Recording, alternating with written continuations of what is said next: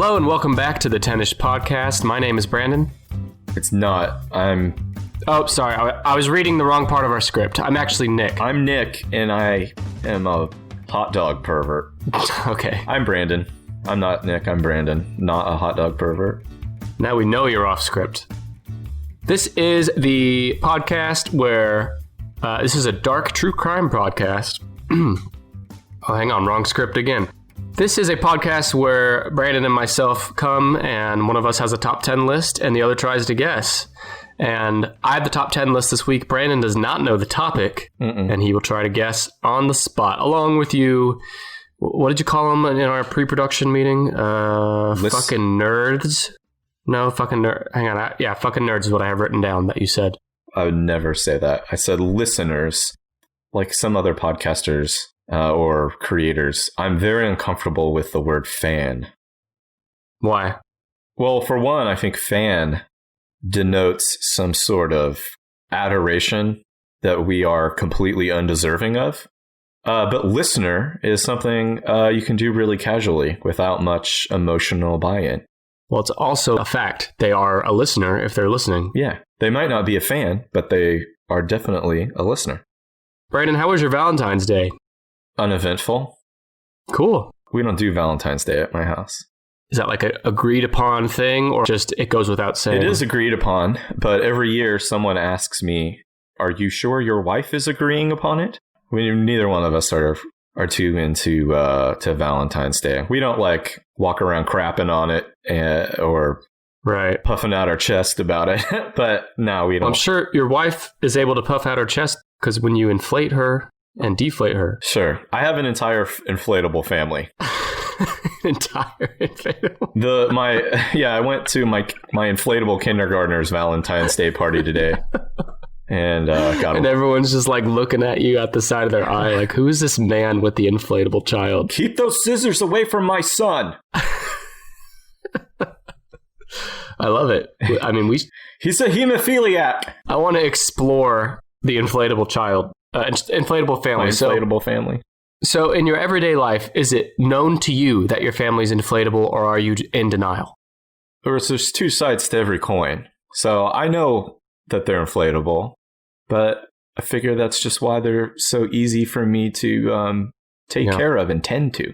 I'll tell you the best thing about inflatable children, they can't fucking whine in the car when the road trip is longer than 3 minutes. If you sit on them like a whoopee cushion, they will. And you also don't got to clean their asses. That's true. God bless. Someone's always shitting, pissing, or barfing over here. Yeah, and think about the grocery budget is drastically reduced. All you got to do is buy inflatable air, air pressure things. That's their food source. I prefer to use my lips. Oh, God. I don't have to buy very much yogurt or grapes to feed children. I just grapes. I have to buy electrical tape and other plastic patching. Sure. For your inflatable wife, does she wear lipstick on Valentine's Day? Only if I dramatically apply it. And you know what the best part about an inflatable wife is? She puts out whenever you want. Am I right? No, my inflatable wife won't touch me. She can't do the dishes though. I have to imagine that somewhere in the world there's one of those guys who bought those. You know what a real doll is? No. A real doll? It's like a lifelike human-sized sex doll. Oh, okay, yeah. I've seen pictures or like a video on how they're made. Like they have kind of like a lightweight metal skeleton inside, so that they have a weight to them and they're posable. But I got to imagine that there's a guy out there who bought one of those. I mean, I know there's a lot of guys who bought one, I'm sure, but there's a guy who's bought one of those. He bought the doll, but the doll won't touch him. He's constantly rubbing her leg and trying to get in there, bringing her treats and stuff. But he's like, she's just not. Bringing her treats? Is that what you do with your real wife? You bring her treats? Sure, there's treats for everybody. I know she listens to this show, and this is all imaginary. This is all theater of the mind. My family isn't inflatable. Yeah. They're human. I have one more quick topic before we get to the top 10 list. Yeah. I did a Twitter poll on my Twitter account And that's my Twitter account at Nick_Amel, EMEL. And I asked, who is the best of the Seinfeld 4? Mm-hmm. I want you to tell me your guess for what people chose. Not your favorite. Yeah. I want to know what you think people chose. Give me the order. I guess people chose Kramer first, and then George, and then Jerry, and then Elaine. Almost. It was Kramer, and then George, and then Elaine, and then Jerry. Okay. Well, that's better. That's more favorable for Elaine. Look, they are all funny. They all have their moments. But overall, if you want to go pound per pound, the most laughs, the most interesting situations to get in and out of, the most quotes, the most interesting side characters that the characters bring in to the Seinfeld world, then my list would be George, Jerry, Elaine, and then Kramer. George is also my pick, but I'll say that I disagree on the side. The last thing you said, where whoever brings in the best side characters is George, Mm-hmm. and other than Frank and Estelle, his parents, which are granted the two of the best side characters in the show. I'd argue Frank is the best side character in the show. But other than those two, George doesn't really bring anybody in. Whereas Kramer has like a different buddy every episode. What about crap? I just had it on the top. Kruger from Kruger Industrial Smoothing. Yeah, he's good. Of all the characters that probably only appear in like 5 or fewer episodes. No, he's in more than that, isn't he? Is he? Probably like 10. Kruger from Kruger Industrial Smoothing is right up there for me. Yeah, I love Kruger. He just doesn't give a shit. And Steinbrenner. George Steinbrenner. I guess you're right. Yeah, but I think I just can't listen to anyone who puts Kramer last. I mean, Kramer's not my first, but he can't be last. Then who would be last? Jerry? Well, I love them all, like you said. But I think last is Elaine for me. I think there is a good argument also to be made for Jerry being last. Because someone pointed out, I didn't come up with this off myself, but even, his job is a comedian in the show, but amongst his friends, Jerry generally plays the straight man. Yeah, but he also, the way he plays a straight man is also very entertaining. His advice and his... He's funny no matter what he does. He's not going to be able to help it. In fact, I guess his comedy thing is that he is the straight man who just happens to have funny observations and funny jokes, but he doesn't portray himself to be anything. Well, I guess in the show they all have some sort of psychosis. Yeah, speaking of psychosis, let's move on before we lose all of our non-Seinfeld listeners. And I'm going to reveal the list this week to you. This week... Reveal yourself to me. Yeah, and in a different way than I revealed myself to you this morning. We are going to be covering the top 10-ish best-selling video game consoles of all time. Hell yeah. I couldn't be more pumped for this list. In fact, I spent more time on hashtag Nick's notes for this episode than I have on any other. I got a ton of notes, maybe too many. You'll have to tell me if that's the case. Your kids had to get an inflatable dad. Exactly, yeah. And trust me, he's doing a way better job. So in our very first episode, Brandy, when we were brand new at this, we covered the top 10 best-selling video game franchises of all time. Right. Remains one of our most popular episodes to date.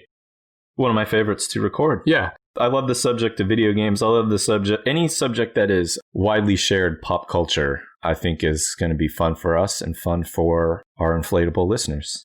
Inflatable listeners, yeah. It's a growing audience segment for us. Literally every time we puff air into them, they're growing. So this is our first time returning to the video game industry since episode 1. Best-selling video game consoles. Now, a couple of things here. This is based on number of units sold, not dollars. Right. So the actual number of systems. And this is inclusive of any and every console ever created, including the really early ones that almost no one ever talks about. Right. But, most of the mainstream ones are going to be in the, modern day mainstream ones are going to be here. I have the top 25 in front of me. And my source for this is GameSpot.com. Had a blog, and I actually took a lot of my notes from there. I want to give credit to the author of this article. Let me find his name. Jimmy Thang. Thang. Jimmy Thang wrote this. Thanks, Jimmy. This blog on GameSpot.com. He is my main source for this. I also took notes from thegamer.com and supplemented with Wikipedia, as well as my own knowledge. So for every console on here. I have a number of notes, including my favorite game from each console. I actually want to do this in a different way. Okay. I want you to, instead of trying to guess what you think number one or the top few are, I want you to start by guessing what you think is at the bottom of the top 25. Okay. I kind of thought about doing that too, because I have a pretty strong guess for number one. I'll bet it's wrong. All right, asshole. Number one really surprised me. Okay. And also, okay, one last thing, and then we'll get started. Okay. Just for context, the number one console on this list has sold 155 million units, that's almost half of the American population. Oh, I'm thinking. Number one has sold 155 million units. Number 20, I'll just pick out one. Number 20 has sold 22 million. So big gap there. All right, go ahead. What do you think is near the bottom of the top 25? Hold on, I've been making a list of video game systems that I know off the top of my head. And let me just count how many I know off the top of my head. How many we have to work with here. 2, 3, 4, 5, 6, 7, 8. Okay, I can think of 21 off the top of my head. Yeah, this includes handhelds. Do you have those on there? Right, yeah, that's what I just thought of a moment ago. Towards the bottom of the list, how about the 16-bit Sega Genesis? Sega Genesis is number 17. Ooh. You know, in the second half of the top 25, but not quite near the bottom. When I was in, third grade or so, most kids fell into one of two categories. You either owned a 16-bit Sega Genesis or a 16-bit Super Nintendo. Mm-hmm. We had a Sega Genesis, and the games were fine. Most of the games that you could get on one console, you could also get on another, or you could get different versions. Right. For instance, the Jurassic Park game for Super Nintendo is just okay, but the Jurassic Park game for Sega Genesis had nearly, for the time, what seemed to be lifelike animation. I was a Sega guy. My parents bought a Sega, and I was constantly pining for that Super Nintendo. But I made a few years ago, Nintendo released that classic edition. And for like $30 or $40, you had 30 games on this pre-programmed Nintendo. I bought one of those, and it was fun, but there were games that were not on there. So I built a little retro gaming station or console, and I would encourage anybody out there who has like an extra, I think it was like ended up being a total of $70 or $80. Raspberry Pi is this type of very tiny computer for I think less than $40. $40 or $50, you could get this tiny computer. It's basically a single board, and it has USB ports and an Ethernet port. It does Wi-Fi and Bluetooth, and then you can go online and just Google, how to build RetroPie. RetroPie is an operating system you could put on it. Why don't you just go through the steps right here, right now? Go through the whole thing. Oh my God, it's so convoluted, but for very little money, you can make your own retro gaming console. So now I've got all those Super Nintendo games that I missed out on, Sega games that I fondly remember, Nintendo games. There's some Nintendo 64 games. I highly encourage anyone with the smallest bit of technical aptitude to search it out. I just followed a YouTube video that described how to do it. It's awesome. For just a little bit more than Nintendo's charging, you can have any game you want. Well, thanks for taking us through a Nintendo thing when we're talking about the Sega Genesis. We're talking about Sega. I'm surprised that Sega is not in the top 10 because of how it seemed ubiquitous when I was a child. Yeah. Everyone had either Sega or Super Nintendo, so I'd think 50% of kids. Or both. Yeah. Yeah, rich, spoiled kids. But you'll be surprised, Nintendo outsold Sega Genesis quite a bit. Let me tell you about Sega Genesis. So it's number 17 on this list, best-selling consoles ever. It was released in 1988, which is, I don't know, for some reason I thought it was like 91 or something. Yeah, same here. It sold 31 million units. What do you think its launch price was when it was first released? God, it was probably over $100. It was $149? $189. God damn. Its success was in large part due to the fact that it supported over 900 games, including the most popular series on the console, Sonic the Hedgehog. As you mentioned, it competed against the Super Nintendo and also something called the TurboGrafx 16. Uh-huh. and the Neo Geo. I forgot about Neo Geo. And some notable games. I took this from that blog on GameSpot.com. Notable games were Earthworm Jim, which I guess was a Sega franchise first. Yeah. I remember playing it on Super Nintendo, though. The Sonic series, of course. Echo the Dolphin. Joe Montana Football, and Mortal Kombat. Yeah. Mortal Kombat was my first experience with getting my ass handed to me on a video game. Yeah. I was never, ever good at Street Fighter or Mortal Kombat or any fighting game. I never learned the moves. I would just mash buttons and get my ass kicked and rage quit every time.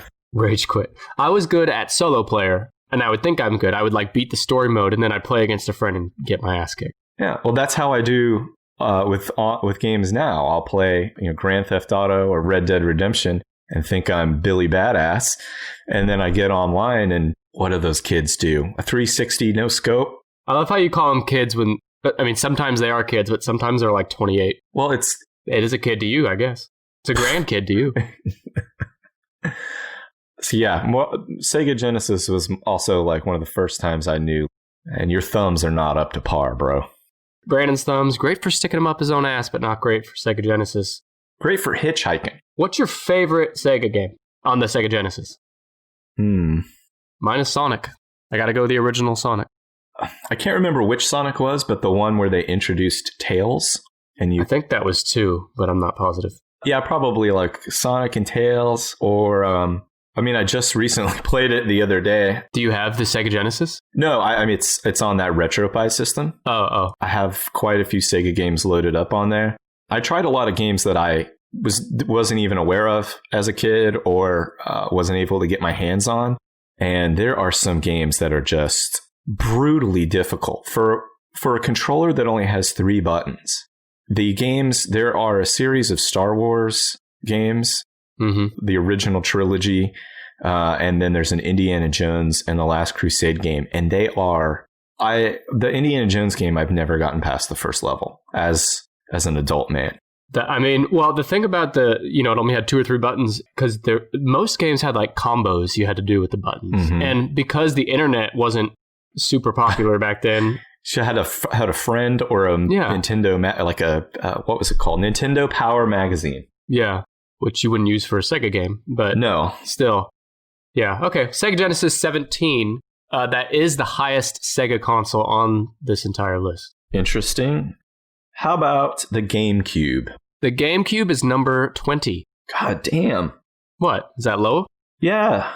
Well, we're guessing low, so that's good. I know, but I'm trying to crack that top 10. Well, let me tell you, the game, I thought long and hard about this, and I also asked this on Twitter, and I'll read some answers later. But as far as favorite console, I think the GameCube is mine. And the GameCube is the one I also most associate with my teen years. GameCube, I'm guessing, came out around like 99 or 2000? 2001. Yeah, it came out when I was in college, and I definitely could not afford a GameCube in college. I think I only played on a GameCube like one time at someone else's house. It looked cool. I remember it was literally a cube, and it had 4 ports for 4 different controllers. And it had a handle to carry it around. Nintendo's always been into the portable thing. Yeah. You mentioned it was expensive for you at the time. It's funny that when you go through this list, you'll see that Nintendo usually, if not always, has the lowest cost model compared to the modern day competitors. Mm-hmm. The GameCube launched in 2001 for $199. Although it was my favorite, and a lot of people around my age, I've heard them say it's their favorite, but it was actually kind of considered a disappointment for Nintendo. My guess is it suffered at the hands of PlayStation 1. PlayStation 1 came out almost 10 years before. Oh, maybe I meant PlayStation 2. Yeah. Because I know that PlayStation 2 also came out when I was in college. I had a roommate who had one, and it was kind of cool because it would also play DVDs, which had only come out like a year or 2 before. And that's the where I played that Grand Theft Auto Vice City and fell in love with. Was that PS2? I think so, yeah. You mentioned DVD. That's going to be a theme on this list. The GameCube came out in 2001. It was Nintendo's follow-up to the N64. It launched for $199, and it sold 22 million units. Now remember, number 17, the Genesis, sold 31. So number 20, GameCube, 22 million. I'm just going to read a paragraph here, so bear with me. Mm-hmm. While the system was Nintendo's first console to use optical discs without the need of an add-on device, they were a smaller proprietary format made in partnership with Panasonic. These game discs stored up to 1.5 gigabytes of data, which is really small, which were dwarfed by DVDs that offered up to 8.5. Shit. Nintendo had piracy concerns, which is why they did the smaller format. And because of the small format of the discs, many cross-platform ports had to be compressed or remove features to fit on the game discs. God damn. That's really an unfortunate gamble because, I mean, I'm sure that video game piracy exists and did exist then in some form, but I was and still am nearly completely unaware of it, and I don't know anybody who pirates games. So I don't know why Nintendo had a thing about that, but you'll hear that again on this list. Yeah, maybe it was bigger in Japan, that sort of thing, which is Nintendo's home base. Mm-hmm. But yeah, so the Nintendo in 2001, around that time, it also competed against the PlayStation 2, as you mentioned, the new first console from Microsoft, the Xbox, as well as the Sega Dreamcast, which was Sega's last console. Oh, I forgot about the Dreamcast. Some notable games on the GameCube, I played, I think all of these, are Super Mario Sunshine, which is fucking underrated Mario game. Super Smash Bros. Melee, which I think is the most popular of the Smash series. The Legend of Zelda, The Wind Waker, Metroid Prime, the first Pikmin, and my personal favorite game of all time on any console, Paper Mario: The Thousand Year Door. Which I'm glad you find that funny. No, I think those games do sound fun. I'm just laughing because I don't know. I don't know. They all sound like cute little games. Cute games, but I've never got a chance to play any of them. I guess I could load some up on my RetroPie. You never played Smash? No, I think I played it a couple times. I remember that there were, it was kind of like side-scrolling, sort of, in that it was a two-dimensional view, but there were 3 different levels, and you were punching up and punching down and fighting. But no, I think that's probably what I played on GameCube briefly at someone's house in college. But it's so funny how GameCube can be such a huge part of my life, and then for you have barely any reference for it. So yeah, GameCube number 20. Okay. Let me get serious here. How about the Game Boy? The Game Boy. Which one? Well, I have Nintendo DS listed separately. I'm going to say the original Game Boy. So for whatever reason, and not just on the GameSpot blog, but every single source I found for this, including Wikipedia, thegamer.com, a few others, all of them listed the Game Boy and Game Boy Color together. Okay, I can... As one listing. Okay. So the Game Boy and Game Boy Color combined is number 3. Hell yeah. And there's some really interesting tidbits on this. I forgot about the Game Boy Color, and I was an owner of a Game Boy. I can understand why they were so popular. It was a huge deal to a young Brandon to be able to pop on some headphones. And did it have a headphone jack? The original? Yeah. It had a 3.5 millimeter headphone jack, and then just stick some AA batteries in. Didn't even have to worry about finding a wall charger or whatever. And then hope to God that you weren't driving at nighttime, because then you could only play when you passed a street light. Yeah, that's so weird to think about. You know, do you want to hear this is a true fact. Mm-hmm. When I got the Game Boy, I was a little boy. It came out the year I was born, actually. But I played it when I was 5 or 6 or something. The name Game Boy just sounded wrong to me. I'd always call it a boy game. I had a younger cousin who cried because she didn't want a Game Boy. She wanted a Game Girl. And I thought that's a good marketing. They could have come out with a Game Girl. That they missed an opportunity to market.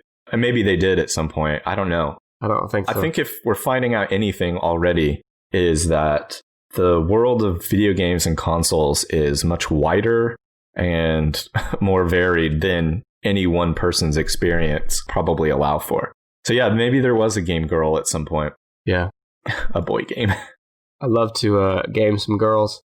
The Game Boy, the original, came out all the way back in 1989 when you were a freshman in college. The Game Boy Color came out in 1998. God damn. 9 years apart. They sold a combined 119 million. So the GameCube sold 22 million, and these sold 119 million. Now, think about this. The Game Boy was the first portable gaming console of any kind. Yeah. It was a huge deal, wildly popular. What do you think the launch price was? Oh, God. Whatever the answer is, it's going to make me depressed thinking about my parents saving up to buy not just one, but two of them because I had a brother. I'm going to guess it was $120. Here's a shock. It's $89.99. You know, considering how much use that got, in addition to being portable, I guess that's not too bad. Yeah, I mean, if you could watch porn on it too, double the price. Fucking tried. But the Game Boy Color, which was a smaller, more portable, lightweight color version of the Game Boy with better games, 9 years later, it was $69.99. How crazy is that? Yeah, I don't get it, Nintendo. Obviously, it's part of their strategy to sell a bunch. And for both versions, I have a note here, the $89.99 and the $69.99 price points. Those are the two lowest prices of any console in history. They competed against the Sega Game Gear, which came out in the 90s. I had a Game Gear. And I actually have more nostalgia for the Game Gear than either of these. I played the Game Gear a lot more than I played. Same here. Yeah. The Game Gear was color. Yeah. And if I swear I don't think I'm making this up, but I think there was an attachment that you could get that kind of slid into where the games went. Slid in. That would turn it into a TV. I don't know. I had not heard that. I could be getting it confused with actual tiny TVs that they sold in the 90s. Are you getting it confused with Apple TV? Yeah. Because that's different than the Game Gear, Brandon. So some notable games on Game Boy and Game Boy Color. Super Mario Land, the Pokemon series, the Pokebug series, Tetris, The Legend of Zelda Link's Awakening, Metroid 2, and Donkey Kong Land. And my favorite from these consoles is the Pokemon series. Pokemon Red and Green. No, red and blue, not red and green. I played a shitload of Super Mario Land and Tetris. And I also like those little sports games that were just called like soccer. Sports. Baseball. I really like in Super Mario Land, instead of throwing fireballs, Mario threw balls that they seemed to be solid and they would bounce. Oh, yeah. Were they supposed to be fireballs? Wait, was Super Mario Land the one where you were throwing rolled up bologna sandwich balls? I think so. That's why they bounced so well. Yeah. All right, so you've gotten 3 and we got a long way to go. So what else do you think's on here? Okay, so Game Boy, we got Game Boy. How about the Atari? Yeah, the Atari is way back at number 18. Good. Is that lower than you thought? Yeah, I'm just really concentrating on like 7 through 10. That's where I'm aiming for. So the Atari 2600 came out all the way back in 1977 when Brandon was first getting married. It sold 30 million units, more than the GameCube, right below the Sega Genesis. Mm-hmm. What do you think its launch price was? This crazy witchcraft technology way back in 1977. What would you guess the starting price at that time would have been? Oh, man. $150? $199. God damn, that's like $500 or $600 in today's money. You could buy a 3-bedroom apartment in New York for that money in 1977, maybe. It's so expensive, especially when you think about what the most popular game on Atari. Now, if you go to Target, there's like some sort of light or projection on the floor of Pong. You can just play with your feet for free. You could just go to Target and get your fill of Pong. The price financially is free, but the price you pay and looking like a fucking idiot is high. The price you pay when your kid cannot walk by that thing without saying, "Let's stop and play." Now, is that the voice you make your inflatable kid say? Carrying him under my arm, I could, "Let's stop and play." And I start arguing with him, and that's why I don't go to Target anymore. Yeah, and the other great thing about inflatable kids is you can hit them all you want. No consequences. I'm going to pop your ass when we get to the parking lot. So the Atari, $199 in 1977. Oldest gaming console in the top 25, I think. It competed against a bunch of consoles I've literally never heard of. Tell me if you've played any of these. Is one of them the Commodore 64? No. Oh, wow. The Fairchild Channel F. Mm-mm. The ColecoVision. ColecoVision, I have heard of. Okay, you haven't played it? No, I can't remember. So when I must have been in 1st or 2nd grade. There's a kid who lived across the street. His name was Elliot. And Elliot had, I cannot remember whether it was a ColecoVision or Commodore 64. But I was impressed with it. And then until I realized that we were playing a bunch of learning games. And I was like, fuck this. I'll go play Duck Hunt at my house. The Bali Astrocade. Never heard of it. Magnavox Odyssey. Mm-mm. Intellivision. Oh, Intellivision. That sounds familiar, but no, I don't remember it. Notable games on the Atari were Combat, Pac-Man, Air Sea Battle, Starship, and Street Racer. Well, and Pong. And Pong, yeah. And I have never played an Atari, but I have played Pong and Pac-Man, and I like them both. I have played the Atari. In fact, I think the Atari, I vaguely remember being very small and there being an Atari at our home. Very small? You must have been a long, long time ago. Yeah, I remember being very small and listening to FDR's fireside chats on the radio. Oh, okay. And then listening to my favorite radio show with my decoder ring and finding out that all they wanted me to do is drink more Ovaltine. Cup is round. The bottle's round. Why not call it Round Team? It's gold. All right, so the Atari number 18. What else you got? Nintendo 64. Where do you think that is? I'm hoping it's number 8. The biggest surprise on this list was the N64. Oh, God. Because it was all the way back at number 15. Kill me. Before doing this research, I would have guessed 64 is in the top 5. Yeah. It's the one I most associate with my childhood. It's the one I most associate with kind of like my high school and first year or two of college days. Nintendo 64 is how I found out that I need glasses. Saved your life. Yeah, it saved my life. So I remember my dad bringing home the Nintendo 64, came in a huge, colorful box with Mario 64 marketing and stuff on the outside of it. Mario 64 blew my asshole out of my pants because it was a 3-dimensional sandbox world starring everybody's favorite little Italian stereotype. And Mario, for the first time, looked like a real cute little guy. And he had moves. He could double jump, triple jump. He could kick flip off the walls. He was jumping on bad guys. He was throwing shit, climbing shit. Having an affair with Peach. And that penguin mom. But I'll tell you, that game, as well as a lot of N64 games, really hold up today. Yeah, I just played the N64 less than 2 weeks ago. The N64 I still play occasionally to this day, and I know a lot of people that do as well. Yeah, the Nintendo 64 games are the ones that I'm having trouble getting on the RetroPie. I have trouble getting the controller to work right for them.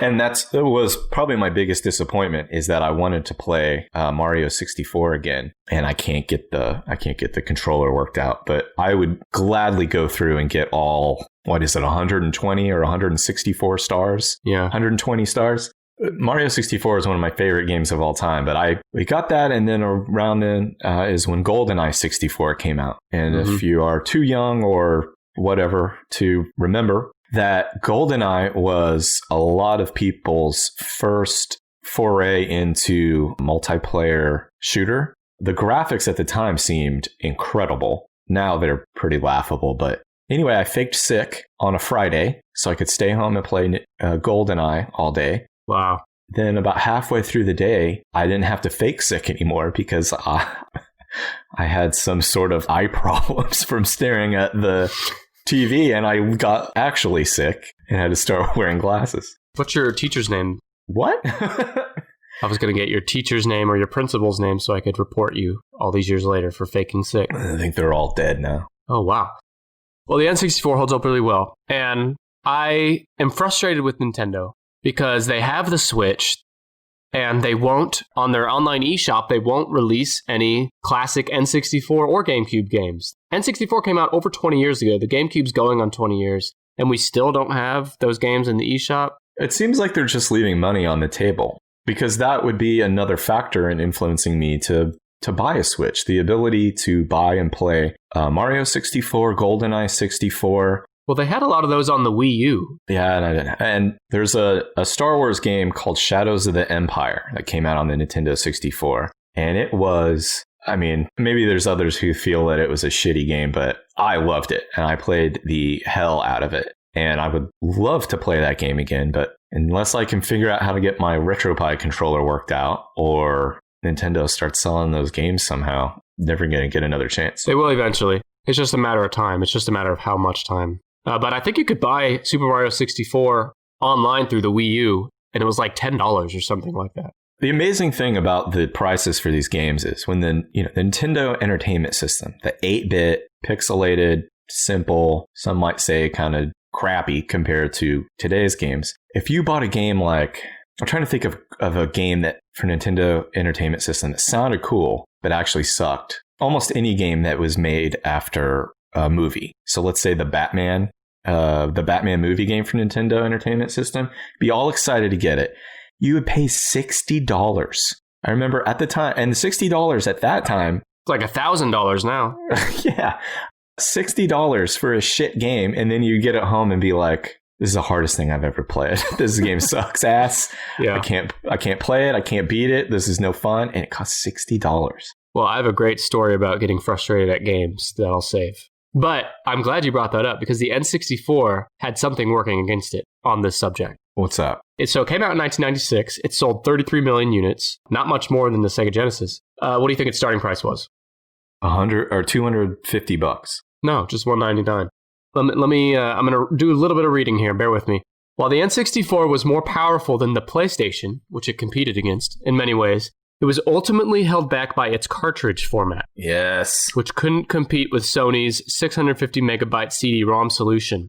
The limited cartridge format pushed away many third-party developers, most notably Squaresoft, which wanted to make large-scale games like Final Fantasy VII that required a lot of storage. Nintendo's cartridges also took a long time to produce and were expensive. As a result, games often retailed for $70 or more. Yeah. I mean, I guess that's, there's your reason on why the games, or part of the reason why the games were so expensive. But yeah, I mean, just looking back now, I mean, of course, the price for things goes down over time. But to put that game library together back in the day would have broke the bank. Despite the disadvantages I just mentioned, the price, the long time to produce, all that, one advantage cartridges had over CDs, which I do miss, is near non-existent loading times on games. For Nintendo 64? Yeah. Yeah. Especially like PlayStation 1 and 2, the loading times could suffer the experience sometimes.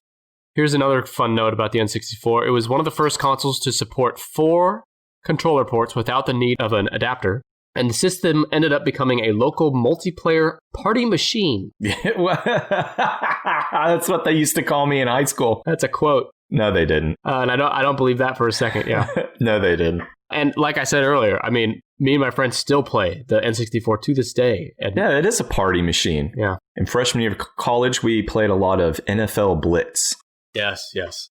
And for us, it was Mario Party and GoldenEye and Super Smash Bros. Oh, Mario Kart. And Mario Kart. That was the first 3D Mario Kart. It was a party machine. Yeah. The only bad thing about it in Nintendo 64 is it could sometimes get drunk and throw up all over your car. Fucking party machine. That's the risk of having a party machine in your place. GoldenEye, you talked about it. It's credited with proving that consoles could produce competent first-person shooters, a genre that was nearly exclusive to PC games up until this point. Yeah. Yeah, I remember that Doom. Pretty sure Doom had been popular before that. Yeah, it was the first time that I remember being able to sit down at a console with friends and play something that would lead to us physically fighting in real life. And you'd lose. Yeah. Slappers only in real life. So the N64, I guess I forgot this, but it competed against the Sega Saturn, which was released not long before. It also competed with the original PlayStation 1. Mm-hmm. Notable games on the N64, there's a lot, actually. Super Mario 64, Turok, Dinosaur Hunter, which I begged my parents for. This is a great example of a game that you were talking about earlier where I begged my parents for it. Finally got it. And when I played it, it was so hard that I just stopped playing it. I remember playing Turok. It was difficult, but that was that was another first-person shooter, right? Yeah. You're caveman. Donkey Kong 64, GoldenEye, Diddy Kong Racing, Banjo-Kazooie, The Legend of Zelda Ocarina of Time, Legend of Zelda Majora's Mask, Super Smash Bros. Star Fox, which doesn't get talked about enough. Oh, I did play a shitload of Star Fox. Yeah. But remember, it only had 8 levels or something? Yeah. It didn't take long to beat it, but it had a great multiplayer as well. Also, the Mario Party series, and my favorites for the N64, I could not pick just one. I went Super Mario 64, Paper Mario, Diddy Kong Racing, and a game we have not mentioned yet, Rampage. Did you ever play Rampage? I did play Rampage. I don't remember playing the Nintendo 64 version. I must have played either an NES. It was an arcade game as well. I played the arcade version, but I also had... So I have a younger brother. He's 3 years younger than me. He was my, video game partner for... Hang on. Is he hot? Hell of an ass. Hell of an ass on him. He was my video game partner growing up, So anytime that we could get a hold of a game that would allow us both to play at the same time, we'd take advantage of that. And Rampage was one of those notable games. Another notable, very fun game, I know you wouldn't think so, to play 2 players at the same time. Chip and Dale's Rescue Rangers for the Nintendo Entertainment System. All right, we're done. Well, let me tell you why it was so fun. You could both play at the same time. In the game, they don't have weapons, but they don't have guns or nunchucks. But Chip and Dale can jump up on top of an object and then pick it up and hold it above their head, carry it around, and then throw it at a bad guy. Uh-huh. We immediately figured out that you could pick up the other player and then carry them helplessly and throw them at a bad guy and kill them. So you can imagine that within the first 10 minutes of playing this game led to a fist fight. How often did you and your brother fight about video games? All the time. Physically fight? Yeah, I mean, not bruise each other's faces or anything. Imagine adult men fighting about video games. I'm sure they still do. We would rent a game, and then I would read the instruction booklet while I gave him the first turn. And that is usually what sparked some sort of fight, because I would be reading well, you're supposed to do this, or, that's not the way you do it, or you need to push this button. And then he would argue with me, and it just escalated from there. I had sisters growing up. They did not play video games, but I still fought with them anyway. When I was real little, my sisters did play original Nintendo Entertainment System. Mm-hmm. And I remember my oldest sister got mad at me during one of those times. I actually don't remember this, but I heard the story. She got mad at me, grabbed me by the hair, and ripped out a chunk of my hair. Wow. To where I had a bald spot. I ran crying to my mom, and she started crying because she thought I had cancer. Which obviously sounds stupid now, but that is a true story, people. No, it would be very upsetting to look at your child's head and see a bald spot that wasn't there. Yeah. If it makes you feel any better, when I was 4 years old, maybe I was 3, maybe I was even younger. I don't remember when it was. I was very, very small. My mom said that I could speak in complete sentences and was even starting to read on my own, but I was still pooping my pants, so she was afraid I might be mentally retarded or autistic or something. To wrap up, to put a bow in Rampage. Oh yeah. Part of the appeal of that was when your giant ape or giant lizard monster was finally defeated, or giant rat. Yeah, or giant rat. Ralph. Or wolf type thing. It morphed back into a naked human who shuffled off the screen in embarrassment. I remember that. Do you remember the devil episode too, where you'd go to hell and you could eat the devil? That must have been the Nintendo 64 version. I only played the version where you punched the buildings and ate people and stuff. Yeah, well, you did that on this too, but there was a level that took place in hell and you'd eat little devils instead of people. I love it. If I would have had any idea that that's what's going on, I would have gotten on that game. Well, someday, if you can finally figure out how to bathe yourself, you can come over to my house and we can play the Rampage on N64. You have a working Nintendo 64 at your house? I have my 64, Super Nintendo, and GameCube. I have all the old stuff, PlayStation 1. The only thing I lost is the Nintendo Entertainment System. I don't know what happened to that. I think I just learned to respect you. What happened? Everyone always tells me they don't have them anymore. What'd you do? Sell it? I don't know. I don't know. I could not tell you what happened to any of those systems.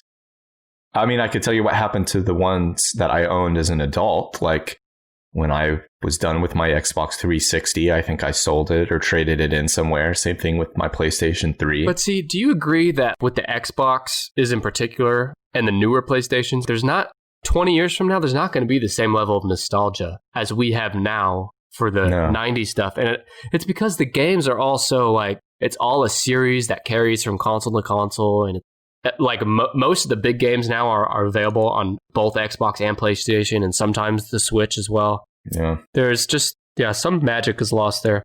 But real quick, I have a vivid memory of this. When I was like 6 or 7 or 8, around there, we had the Nintendo Entertainment System in my parents' bedroom upstairs in my house. And they had guys at that time that would come to your house and fix it. Kind of like the same way you'd call someone, a plumber now, or an electrician. A Nintendo 64? No, Nintendo Entertainment, the original Nintendo. What needed to be fixed on it? The games would not play. And I remember he came over and we'd tell him, oh, we blow in the cartridge to do it. And he was like, oh, no, you don't want to do that. People always think you do that, but that actually gets moisture in there. Yeah. And from then on to this day, when I see someone blowing it, I say, don't do that. But on the flip side, it almost always works when I see someone do it. Yeah, no shit. Well, I'm not fucking spitting in it, dude. I can push air out of my mouth without also spitting all over it. It's impossible to not have some moisture, I think, even a minute amount.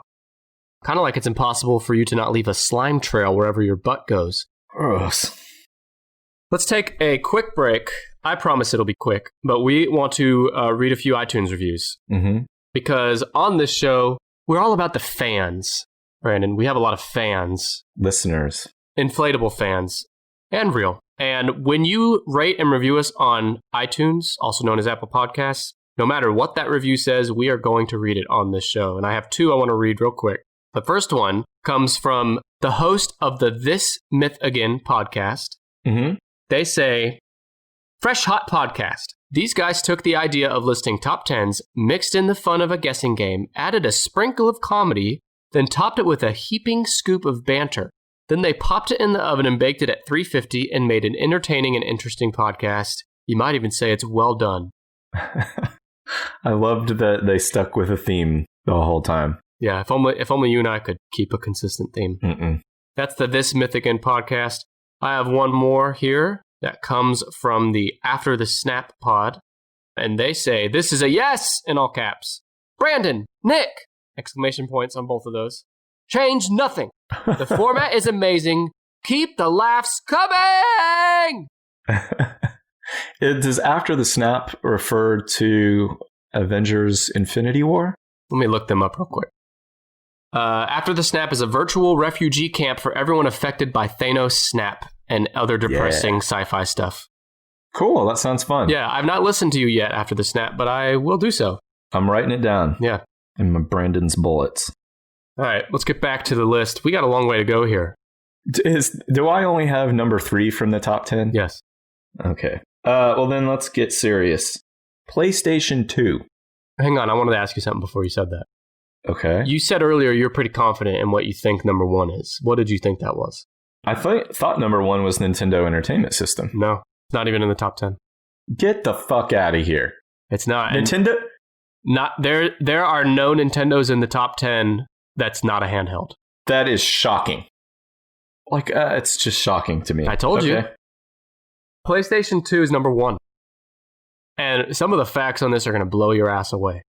I'm surprised it's number 1. I mean, it doesn't seem like unreasonable or anything, but I'm already blown away. Let's keep blowing. PlayStation 2 came out in 2000. It was the follow-up to the PlayStation 1, obviously.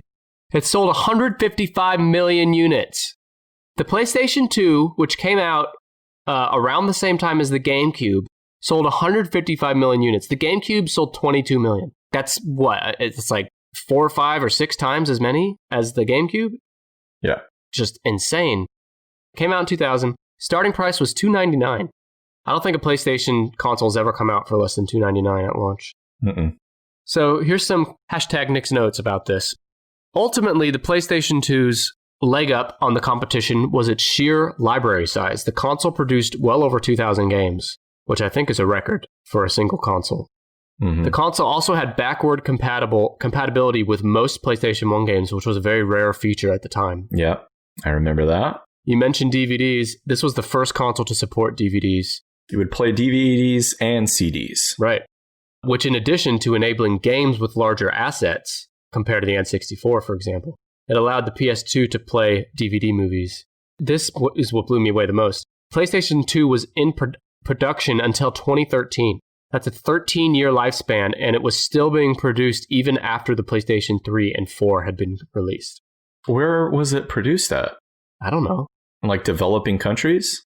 Don't know. They still manufactured the PlayStation 2. I don't know. That's all. I didn't look into it. That's what the note said from GameSpot.com. But I believe it because I remember seeing PlayStation 2 games come out well after the PS3 had come out. Interesting. I don't remember that. I'm positive you're right, but yeah. Well, you did blow me out of the water. I knew the PS2 was successful, but I never would have thought it did better than some of the Nintendo consoles. Finishing out the PlayStation 2 here, it competed against the Sega Dreamcast, the GameCube, and the Xbox.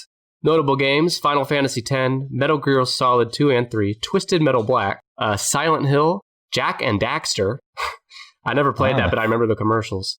Ratchet and Clank, Kingdom Hearts 1 and 2, God of War 1 and 2, Gran Turismo 3, and my favorite game was Twisted Metal Black. I didn't know that God of War went back that far. You learn something new every time with Nick's Notes. #. Every time you open your mouth, yeah. I did not own a PlayStation 2. Again, it came out during the lean years when I was trying to get through college, but I did play quite a bit of it at the mercy of a roommate who owned one. You poor thing.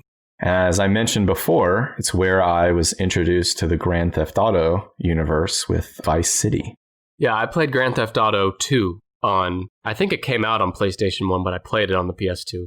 I love that game, and even though I loved it, I never played any Grand Theft Auto after that. I don't know why. Were there prostitutes sex workers in my house? Overhead view versions? Not that I recall, but I was also like 10 when I played it, so I might not have caught on. You might not have recognized a woman plying her trade. Well, if there was, then there definitely wasn't scenes about it. Cutscenes or anything like that. Ooh, those hot cutscenes. Yeah. Well, in the interest of time, I'm just going to tell you 21 through 25. Okay. 25 is the TurboGrafx 16. 24 is the Master System. You ever played that? Never heard of it. Me either. 23 is the PlayStation Vita. Oh, God, I barely remember that. That was handheld, right? Yeah, it came out in 2011, which not that long ago. 22 is the Sega Game Gear, which, again, I played that more than the original Game Boy. Mm-hmm. 21 is the Wii U, which was Nintendo's follow-up to the very successful Wii. It was considered a disappointment. I thought it had a lot of good games on it. I was going to say it wasn't a disappointment at your house. No, I love the Wii U, but I get, they say that it had a lot of confusion in the market because most people assumed it was an addition to the Wii instead of a separate console. It does sound that way. Yeah, I think it was just a mistake in marketing. But so that's 20 through 25. I'm also going to tell you some well-known consoles that did not crack the top 25. The Sega Dreamcast, the Sega Saturn. I owned both of those. I did sell the Saturn, I think. It's one of the few I did sell, but I played Croc on that. And then the Super NES Classic and the NES Classic both did not make the top 25. It just blows my mind. Growing up, I didn't know anybody who didn't have a Nintendo Entertainment System in their house. No. When I say that, it's the classic version that Nintendo released a few years ago. Oh, yeah. Those two were close to the top 25, but did not make the top 25. The actual Super Nintendo and the actual NES did make the top 25. Well, then let me... Why don't you guess where Super Nintendo is? Number 5. 13. God bless. Crazy, right? The Super Nintendo came out in 1990, 2 years after its main competitor, the Sega Genesis. It sold 49 million units compared to the Genesis 33 million. And its starting price, what do you think? I mean, it had to be like $200. $199. Super Nintendo, along with the N64, what I most associate my childhood years with. Popular games included Super Metroid, The Legend of Zelda: A Link to the Past, Final Fantasy VI, the Donkey Kong Country series, Super Mario World, Star Fox, Mega Man 10 or X, Super Mario Kart, F-Zero, and Chrono Trigger. Yeah, I had heard what a great game Chrono Trigger was. So it's one of the Super Nintendo games that I have on the RetroPie. I don't know. Maybe it's age or whatever, but I can't get into it. Yeah, I always hear people talk about it. I've never played it. Well, it's over here, ready to go. What are your favorite Super Nintendo games? Again, I did not have a Super Nintendo when they came out. So my favorite games are ones I've discovered within the last year or so of playing on RetroPie, but Mario Kart. Mm-hmm. I think the original Mario Kart on Super Nintendo is harder than the more recent ones. More difficult. It is pretty hard. Yeah. Super Mario World, I am currently having a very tough time with because fairly early in the game, there is a level where you start out, you're in this kind of like an indoor or underground area, and the platform that you're walking on, if you stand in the same spot for too long, the little pieces shake and then fall. And there's also fireballs, and then there is a type of Koopa turtle that it has a wizard hat on, and he can just appear anywhere. What's that thing's name? I think it says she. Like a fucking sorcerer. Yeah, it's a mainstay in Mario games from there on out. Yeah, and then these little magic things fly at you and hit you. So that's more difficult enough. And then once you get past, there's like a swimming area, and you have to jump up, hit something, and get that, that button with the big P on it? Yeah. You have to jump up, get that, hold on to it, still avoiding the wizard guy, and then take it over to an area where you can hit it and get through the correct door. Hit it and quit it. There's no secret. There's no trick to it. You just have to do it, and I can't do it. You know what game you'd like is Super Mario Maker. Oh, where you can make your own levels? It's pretty wide open on what you can create. And they're making another one for the Switch if you need a reason to get a Switch, which you do. Working on it all the time. If your wife's inflatable, just deflate her for a few days so she doesn't know you got it, and then reinflate her after it's in your house already. And then have sex with her. How many times do you think Peach has gone behind Mario's back with Luigi? I always thought it would have been Toad. Oh, yeah. He's always hanging around. Yeah. And he's got his shirt off. Yeah. I think you got a good point.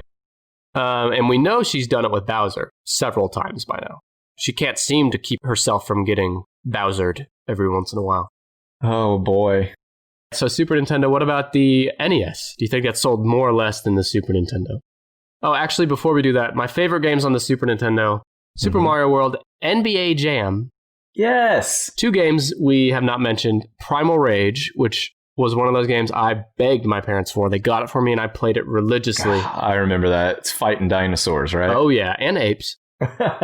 And then Yoshi's Island. Did you ever play that?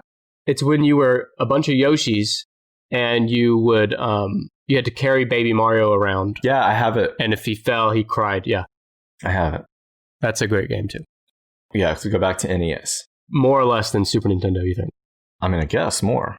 Super Nintendo is number 13, and NES is number 12. So they're close. Yeah. So the Super Nintendo came out in 1990. It sold 49 million units. The Nintendo Entertainment System, which I, to this day, have always called the regular Nintendo, came out in 1983 and 62 million units. So about 13 million more than the Super Nintendo.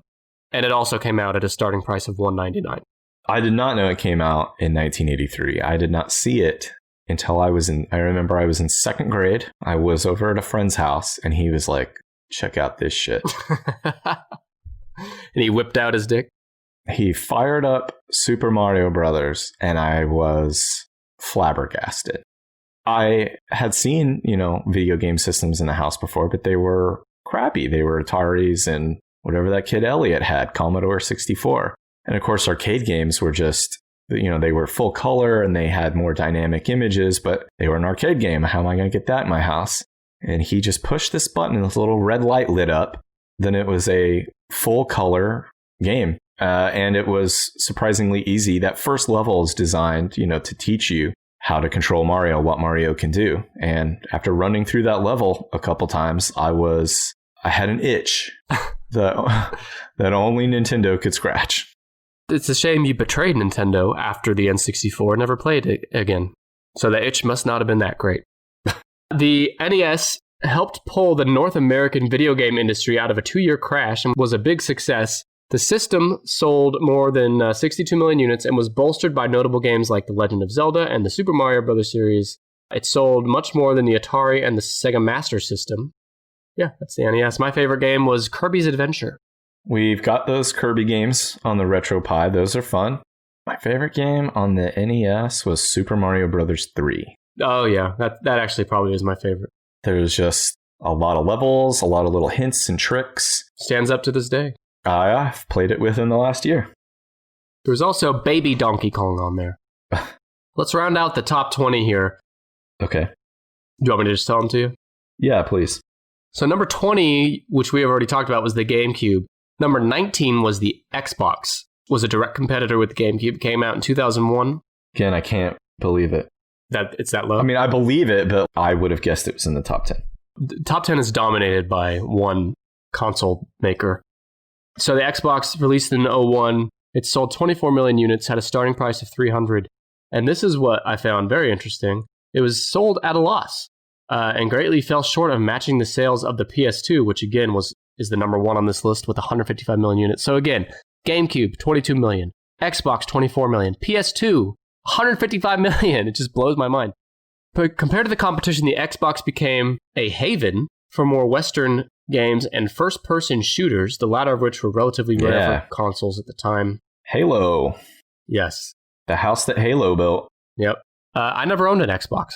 I did own an Xbox.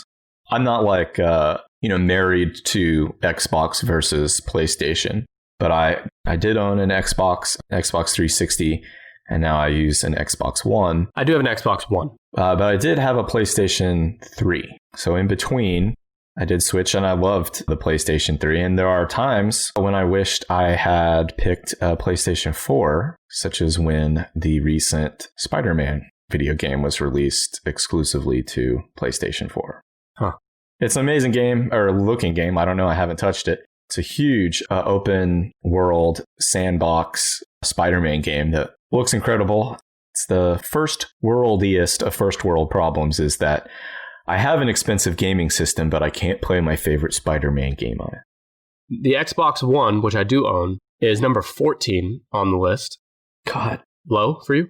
Yeah, I mean, it's fine. I'm not like upset that my guesses are wrong. I'm just constantly surprised. Remember at the top of this show, let's play a quote from you. You said, I have a really good idea of what's in the top 10.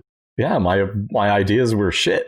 Xbox One came out in 2013. It is impressive, though, that it's sold 39 million units already since then. It had a starting price of $499, which is the second most expensive launch price of any console ever. It's competing currently with the PlayStation 4 and the Nintendo Switch. My favorite game on the Xbox One is Fallout 4. And I know yours is Skyrim. I love Fallout 4. Skyrim is probably still my top. Or Red Dead. Do you like Red Dead more? Red Dead Redemption 2 is sneaking up there, but I think in terms of long-term playability, Skyrim will probably edge it out. And now that I have a Wii One playing games with me, I've gotten more into the Lego games. And I gotta say, my favorite Lego video game to date, Roger Rabbit, was Star Wars The Force Awakens. Isn't it weird how there's like this whole Lego side universe in video games that is so popular? The Lego games are fun, like if you're into, they're kind of puzzle based. It's more for someone who's interested in like collecting all the someone who likes to collect, the different characters or something. But for a 6-year-old, it's one of the few games that does not involve cutting off someone's head or... There was no head cutting off on Nintendo Entertainment System. Well, there's a lot of head cutting off in the games that I play, but the Lego games are fairly inoffensive. Isn't it funny that the early consoles, Nintendo, Sega Genesis, very much targeted toward kids? And now the consoles are mostly targeted toward young adults. Yeah, those kids grew up. But yeah, because I'm the one with the money now. So you said that you were left off on Xbox One where it was ranked? 14. Okay. We passed 16, which is the Nintendo Switch. Okay. Low for you, again? Again, I'm crossing ones off my list. Nintendo Switch is Nintendo's latest console. It's their big comeback from the disappointing Wii U. Came out in 2017. It sold 32 million units. It's already surpassed the GameCube, the Wii U, and the N64. Oh, sorry, it's right behind the N64. But it had a launch price of $299. Its main feature is that it's portable and TV connected seamlessly, and it does work very well for me so far. It's competing against the Xbox One and the PS4, which have both outsold it. Notable games, Super Mario Odyssey, which is really good, Splatoon 2, Super Smash Bros. Ultimate, Zelda Breath of the Wild, Pokemon Let's Go. But my favorite game on the Switch is Breath of the Wild and also Mario plus Rabbids Kingdom Battle. What is Breath of the Wild? Zelda Breath of the Wild. Oh. Yeah, it looks really good. I think that Like it's like one of the largest worlds in a game. I would love to get a Switch. I don't know when that's going to happen, but today. I mean, technically, yeah, I could go do that. Isn't that weird? As an adult, you could, like, while your family's not home, you could technically go out and buy an extremely expensive toy. Go get one. I'll play with you. So I have to ask, have you used the Switch portably? Yeah, all the time. You take it with you when you... Or not even like if I leave the house, but if I want to play it in bed. And it's cool because it really is seamless. You could switch it between portable and TV mode in like a second. Right. Nuts. We've got 11 through 25 with one exception, and that's number 11, which is the Nintendo 3DS. God damn it. That's the next one I was asking. We'll get back to guessing for the top 10. All right. But the Nintendo 3DS was released in 2011, and they still have not followed up on it yet. I mean, they've come out with different versions of the 3DS, but they have not come out with the next generation yet. Right. It's very successful. It's sold 75 million units. It's sold more than the GameCube, the Wii U, the Switch, the N64. It started at $249 as a price point. It was a follow-up to the Nintendo DS, which we have not got to yet. It was backwards compatible and pushed stereoscopic 3D without requiring users to wear glasses. And thank God for that, because can you imagine having to wear glasses every time you wanted to play? We'd look like you. I do have to wear glasses every time I play. You'd be doubling up on glasses. Let's see. Popular games, Pokemon X and Y, Pokemon Sun and Moon, Mario Kart 7, Pokemon Omega Ruby and Alpha Sapphire. Whatever. New Super Smash Bros. 2, Super Mario 3D Land, Animal Crossing New Leaf, and my favorite, which I already said, Pokemon X. I thought it was really driven by a lot of Pokemon games. It is, yeah. Okay, well, so you got everything up to us to 11. I've guessed number 3 is Game Boy, and I've got number 1, the PlayStation 2. I have to guess that the Nintendo DS is in the top 10. Yeah, where do you think it is? 10. 2. Fuck! God, you suck. It's only 1 million behind the PlayStation 2. PlayStation 2, number 1, has sold 155 million. Number 2, the Nintendo DS has sold 154 million. They're still making games for it too, right? I think so. I never had a DS. I have a 3DS, but I never played the DS. So right now, can I buy new 3DS and new DS games? Yeah, but the DS games will play on the 3DS. Okay. And the difference, I mean, it's literally just the graphics, like... Yeah, but there are more games. There's more new games on the 3DS than the DS. For example, some of these you can get on the DS, some you can't. Super Mario 64 DS, which is literally the N64 game, just on a handheld. Diddy Kong Racing, Pokemon Diamond and Pearl, Pokemon Platinum, New Super Mario Bros., Mario Kart DS, The World Ends With You, The Legend of Zelda, The Phantom Hourglass, Animal Crossing Wild World. So the DS features dual LCD screens with a clamshell design. The bottom screen acts as a touchscreen. And despite facing formidable competition from the Sony and its PSP, the Nintendo DS managed to sell over 154 million units, making it the best-selling handheld system to date. Nintendo DS. Yep, so you have 1, 2, 3, and you're missing everything else in the top 10. Okay, well, just by process of elimination, it appears that the Sony PlayStation series has to take... I'm guessing that the PlayStations 1, 3, and 4 are all in the top 10 somewhere. Yeah, so rank them. What do you think is highest? So I'm going to guess PlayStation 3 is the highest? Nope. PlayStation 1. PlayStation 3 is the lowest, and PlayStation 1 is the highest. PlayStation 1 is number 4. Got it. It was released in 1994, so 2 years ahead of the N64, which surprised me. Where did they release at? Because when I was 12 years old, and they said the PlayStation 1, this new video game system is coming out, I think I would have heard about it. Well, I'm not like denying it, but did they come out in Japan for 3 years before they made it to the US? Well, I don't think 3 years, but in many cases it was like 6 months or something before the US. So it might have spilled into 95 or something for the US. You know, I remember just on the subject of Japan being ahead of gaming trends, I remember when the movie Lost in Translation. Have you seen Lost in Translation? No, but I know what it is. Okay. It takes place in Tokyo. I think it came out in 2003 or 2004. And in that, she walks through an arcade and there are some kids or young people playing what looks like Guitar Hero. And I remember at the time thinking, like, what the hell kind of game is this? They're like pushing these buttons. They're pretending to play a guitar. You sounded like Frank Costanza saying, "You saying you want a piece of me? What the hell is this?"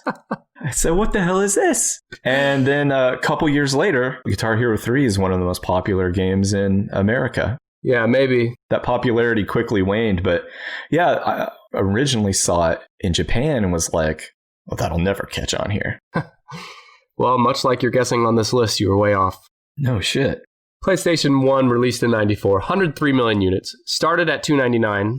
The catalyst for the console actually spawned from a failed partnership with Nintendo. Sony was in talks with building an add-on for the Super Nintendo, which Nintendo didn't work out. So Sony just said, we'll make our own console, which was a great idea since it's done very well. Probably one of the major things that have saved or propelled Sony. Yeah. I would love to see their breakdown of business, which I'm sure is available since they're a public company. Do you remember a few years ago, somebody hacked all those emails from Sony? Oh, yeah. You could probably find out. I'll get on that. The PlayStation 1 was the first video game console to ship more than 100 million units. And it also played a pivotal role in transitioning the gaming industry away from 2D graphics to real-time 3D rendering. Hell yeah. Its use of the compact disc, you know something about compact discs, don't you, Brandon? Also allowed it to push high-fidelity full-motion video, something the competing N64 struggled to do with its space-limited cartridges. Notable PlayStation games: Resident Evil series, the Tekken series, Dead or Alive, Tomb Raider, Final Fantasy, Tony Hawk's Pro Skater 2. I actually played a lot of Tony Hawk's Pro Skater. I'm gonna say that's one even though I did not own or play a PlayStation 1, I know of Tony Hawk's Pro Skater 2. I used to think being a skater was the coolest thing, and I'd lie to my friends and say, I used to be a skater. I told them I got second place in a skateboarding competition, which is not true. Wait, if you're going to make up a lie, why did you only give yourself second place? Because I thought first place would be too unbelievable. It's a true story that I was like second grade. Did you? Okay, second grade. I owned a skateboard, and if people came over and said they wanted to see me on it, I'd say, nah, I'm not in the mood right now. I kept up that facade for a while. I did too many ollies earlier. My feet are tired. I did own a skateboard, but I did not know how to use it. I was shit at the skateboard. The last time I rode my skateboard, I ended up sliding down the driveway on my face. I lost my virginity on a skateboard. That's not true. So the PlayStation also had Spyro the Dragon, Parappa the Rapper. I remember that. My favorite game on the PlayStation, which is also one of my favorite games ever, which I mentioned on our Q&A episode, Team Buddies. And by the way, I still own it, but I looked it up out of curiosity. That game's selling for over $200 on eBay and shit. If times get tough, you could always hawk some of your old games for a pretty penny. I don't think I ever will. I wouldn't either. Saying this, I've just sort of kicked myself for like, well, why didn't we just stick those in a box somewhere? I mean, we surely didn't get anything for them. 20 years from now, if you try to sell the Xbox One, I don't think it's going to be as valuable. No, because consoles are now essentially a CPU that is designed to play very specific proprietary games.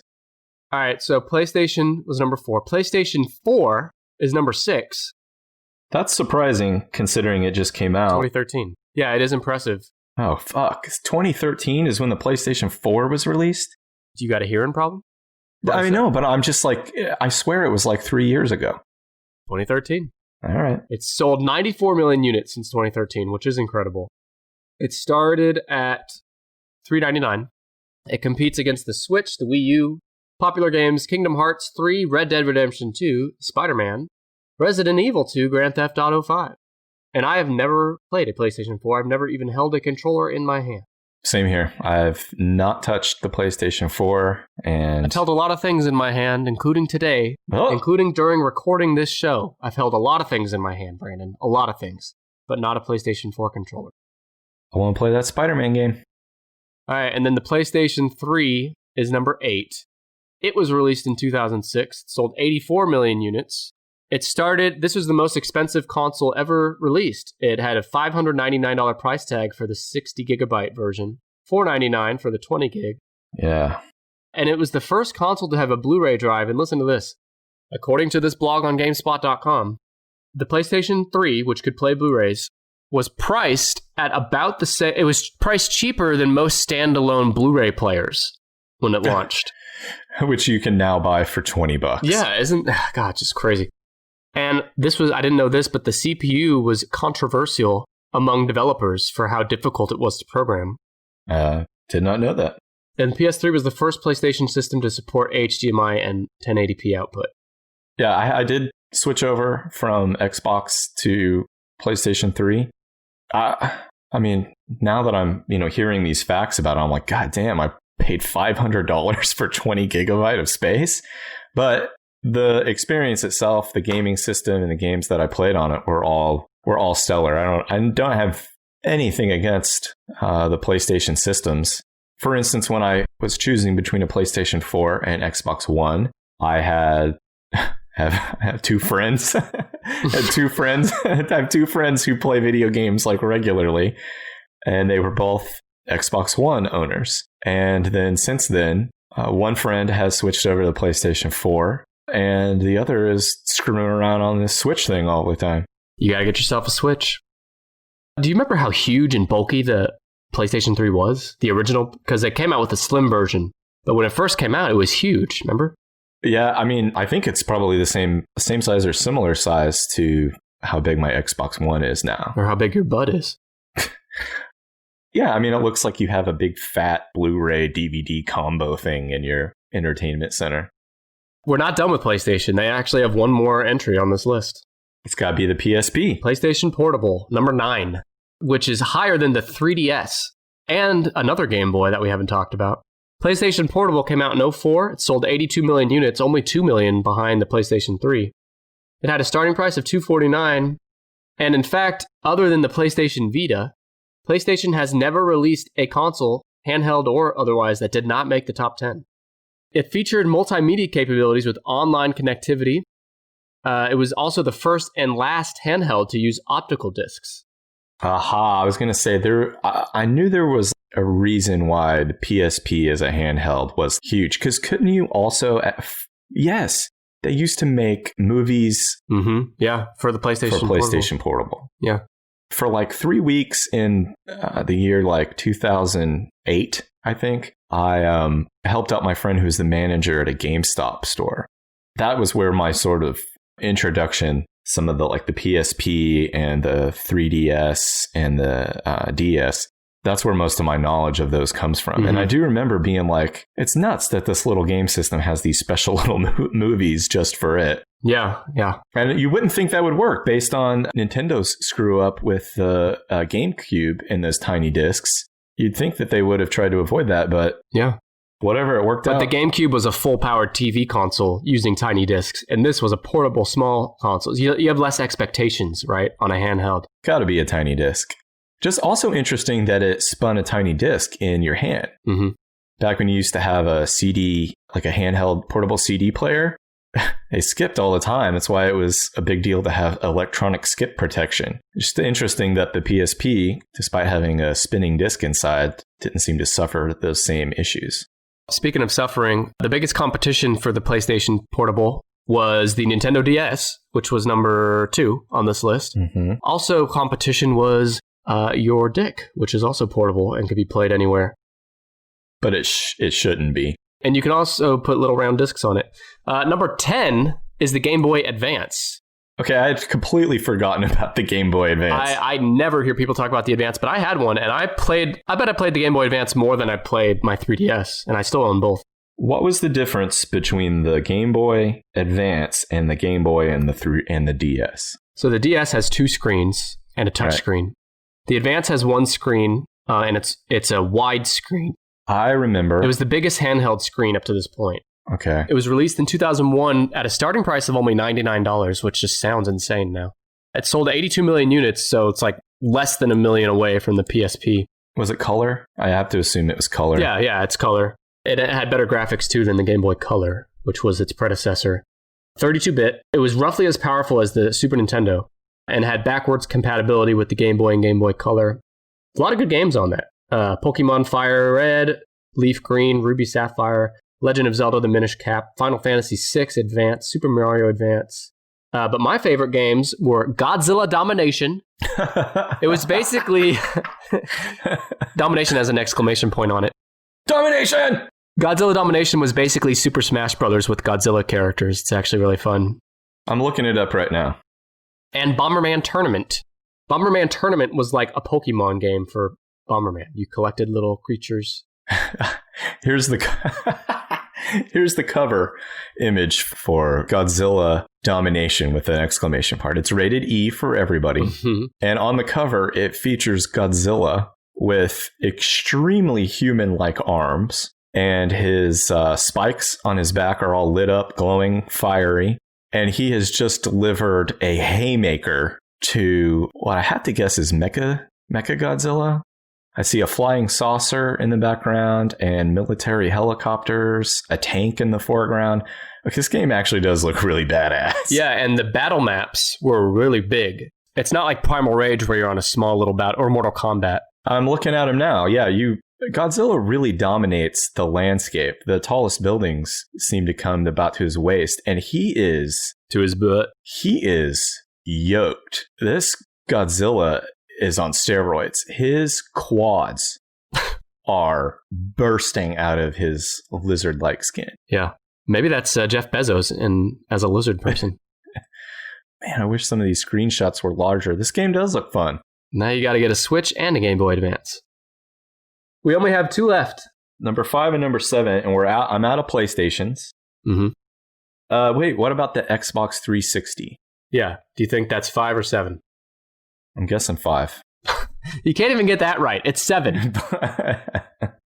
Okay, Xbox 360 is number 7. And I have a lot of fun facts on this. Xbox 360 number 7 is released in 2005, sold 84 million units, just barely edged out the PlayStation 3, which was a direct competitor of it, as well as the number 5 on this list. It had a starting price of $300 for the core model and $400 for the 20 gigabyte model. It's Microsoft's best-selling system to date. Its only entry in the top 10. The Xbox 360 I very much associate with my teen years and high school years.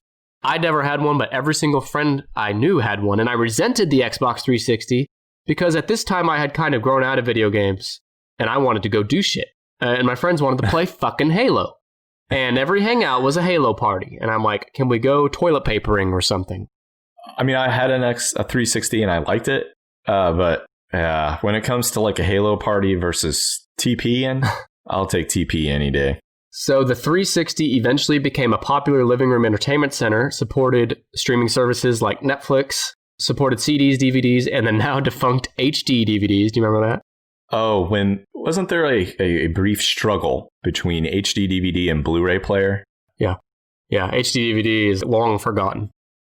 Tell me if you remember this. Early models of the Xbox 360 were plagued by what gamers would refer to as the red ring of death. Red ring of death, yeah. I never got the red ring. A red LED ring would appear on the console to signal an overheating issue. It was such a pervasive problem that it ended up destroying systems. Users ended up coming up with ridiculous fixes that included baking the console's motherboard in ovens. This pushed Microsoft to spend over $1 billion to extend the console's warranty by 3 years. Jeez. Yeah, I kind of remember that if you got the red ring of death, it wasn't the end of the world for you, but it was probably the end of the world for that particular 360 unit. And you could get it replaced. I want to say, I mean, if not for free, for a reasonable cost. I was fortunate enough not to have that issue.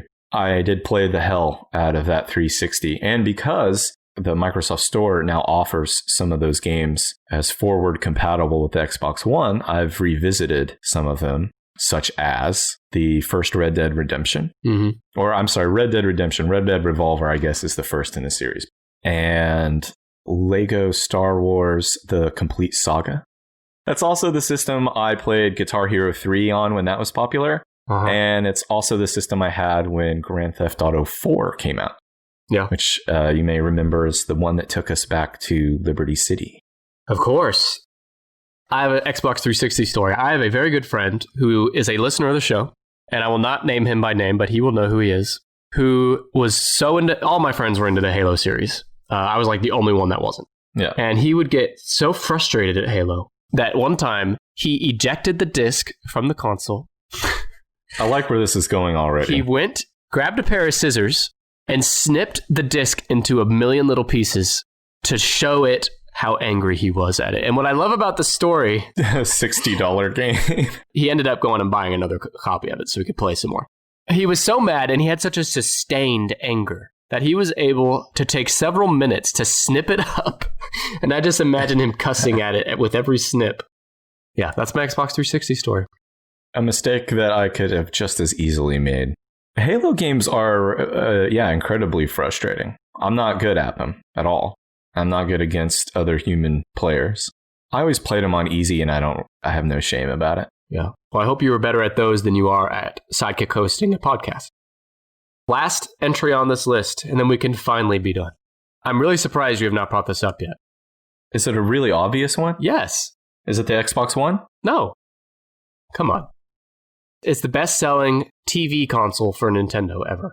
The Nintendo Entertainment System? The Wii. Oh, the Wii. I forgot about it's on my list, but for some reason I must have crossed it out. I got confused or something. Because of the Wii U. You and all the other people that didn't buy a Wii U. Yeah, I'm also one of the only people who did not purchase a Wii. I played it, but... Yeah, the Wii was revolutionary. It came out in 2006. It outsold the PlayStation 3 and the Xbox 360 with 102 million units sold. Had a starting price of $250. I remember the Wii being sold out on shelves for months. Yeah. And we could not find one. Because we'd go to Best Buy and Walmart every few weeks and look for them. They just did not have them, which I've since learned is a strategic move on Nintendo's part to give the illusion of such high demand. It worked. Yep. So the Wii popularized motion controls. Yep. The company believed there wasn't enough room for three consoles vying for top-tier processing power, referring to the 360 and the PS3. Mm-hmm. So Nintendo attempted to cast a wider net and marketed the Wii toward a more casual audience, which definitely paid off. Not only did Nintendo buck its downward console trend with its last two consoles, the N64 and GameCube. It's funny because I think people forget that the N64 was considered kind of a disappointment for Nintendo. Yeah. But it was. The Wii reversed that trend, and it was Nintendo's first console to support backwards compatibility with the GameCube. You could play GameCube games on it, and also the Wii shopping channel, you could buy old games through that. Yeah. I did borrow one for a while. I can't remember what the situation was, but I did have one in my house for a while. And yeah, bought some of those old games and felt good about it. That was a really smart decision on their part to realize we're not going to compete with the high-end graphics and the processing, but we can come up with something that everyone from 3 years old to, nearly on their deathbed can play. Dead people can play too. Pick up a controller and without being a quote unquote gamer, be able to play that bowling game or that tennis game, the Wii Sports game. It was one of the few games I played on it, but I loved that Wii Sports game because anybody could pick it up and start having a good time with it. It was a party machine. Party machine. My favorite games on the Wii were Super Mario Galaxy, which if you love Mario 64, you'd love that game. Super Paper Mario, and Battalion Wars 2. Italian Wars? Battalion Wars 2. I've never heard anyone mention that game, but I don't even remember how I found it. I found it and I loved it. And it was one of the only Wii games that I played online, and you could play against other players. Fun game. I'm looking up Battalion Wars 2 because I've never heard of it. It's like a swarm game where you control a whole unit and you can rotate from person to person, set them up in stations. I see. You got tanks and stuff. Yeah. I still own it. I still have my Wii. There's some little soldier boys. Superman dat ho. What does that mean? That's a line from the song Soldier Boy. Or his song, Soldier Boy. Oh. Wasn't the song called Superman? Anyway. We did it! This is our longest episode to date, but we have gone through it. God bless. Let's go through it again. Top 25. Here we go. 25, TurboGrafx 16. 24, the Master System. 23, PlayStation Vita. 22, Sega Game Gear. 21, Wii U. 20, GameCube. 19, Xbox. 18, Atari 2600. 17, Sega Genesis. 16, Nintendo Switch. 15, Nintendo 64.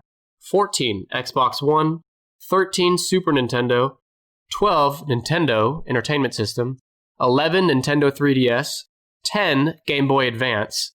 I'm really shocked Game Boy Advance sold more than the 3DS. 9, PlayStation Portable. 8, PlayStation 3. 7, Xbox 360. 6, PlayStation 4. 5, the Wii.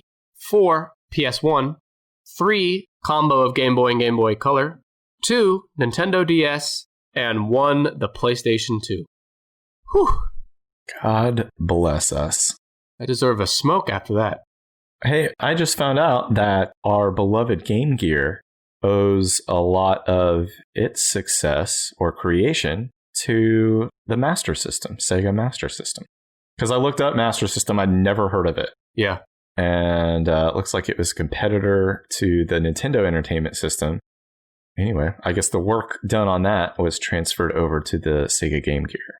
I wish Sega would make another console, but I know they won't. They're making games, right? Yeah, they're a publisher now. Before we end, I did ask on Twitter, so you can follow us on Twitter at tenishpod. That's 10ishpod. You can also follow us at tenishpod on Facebook, Instagram, and YouTube. That's where we ask questions like this. I asked, what's your favorite video game console ever? Got some responses. So I responded and I said, the GameCube is my number one. The GameTell5 podcast at GameTell5, they are torn between the GameCube and the PS1. The Bit Geek podcast said the original Nintendo Entertainment System. They said after Atari killed the market, Nintendo had to include a toy robot and make it look like a VCR to get it on shelves. But its impact on culture cannot be overstated. Quality controlled games, the D-pad, Nintendo Power, the Wizard, and that little plumber guy. Those are all great points for the NES. The Wizard. You don't remember that movie? No. Do you know anything about it? No. The Wizard, I can't remember what year it came out. It had to be 87 or 88. Fred Savage was in it, and his younger brother. His younger brother might have had maybe a mental health issue or something, but at the very least, his brother was extremely shy. But he was the Wizard. He could play the shit out of a video game. It's kind of like a road trip journey movie. At some point in the movie, they meet a kid who has the Power Glove, and it was like the first time a lot of us were introduced to the Nintendo Power Glove. Mm-hmm. This kid seemed like a badass because of this thing. And then at the end of the movie, in the final competition, they were, if I remember right, the Wizard and like his arch nemesis in the video game competition were allowed to play Super Mario Bros. 3 before it ever came out. In that movie, this kid, the Wizard, who never played this game before, knew in the third level of World 1 to go and duck down on that white floating block until he dropped down behind the scenery and could run into the first, it's not a warp zone, but it's the first secret room holding the first whistle. I love how they used to hide those things in games like that. Yeah, that was really cool. But that movie, if you didn't know that trick before, that movie told everybody about it. And it was pretty mind-blowing at the time. Okay. We have one more response here from Fiery Paper Mario on Twitter, which I love your username. He said the Super Nintendo is his choice. So we got a lot of Nintendo representation.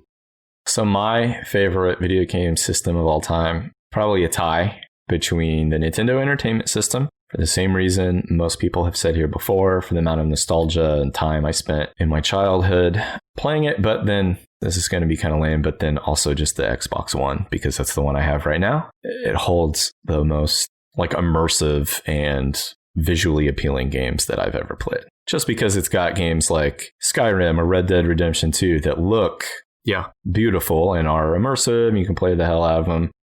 How many times have you had sex with your video game systems? I mean, it's just us here. None. We don't have any listeners at this point. Just tell me. I guess I need that Power Glove. Man, I'm exhausted. Me too. I'm ready to go play some video games. Yep. So buy that Switch, buy that Game Boy Advance. This has been the Tennis Podcast. If you're still with us, congratulations and kudos. Thanks for listening. We'll be back next week with a whole new top tennis list. Hell yeah. Adios. Thanks.